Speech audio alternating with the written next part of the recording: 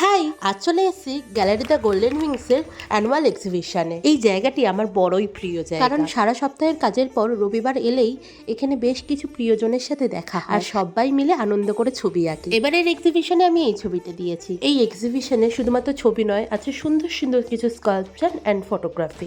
আমার জীবনের বেশ কিছু পছন্দের মানুষদের মধ্যে আছে এই মানুষটি, আমার গুরুজি শ্রী তপন চট্টোপাধ্যায়।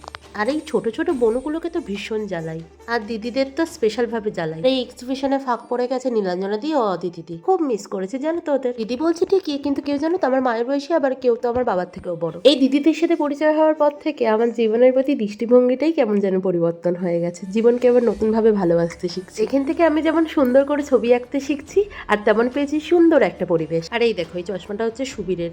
সুবীরকে ভীষণ জ্বালাই, কিন্তু ছেলেটা এত ভালো আর এত ভালো ছবি আঁকে। ইভেন এই এক্সিবিশনে ওর একটা ছবি অ্যাওয়ার্ডও পেয়েছে। চলো আজ তাহলে আসি, বাই।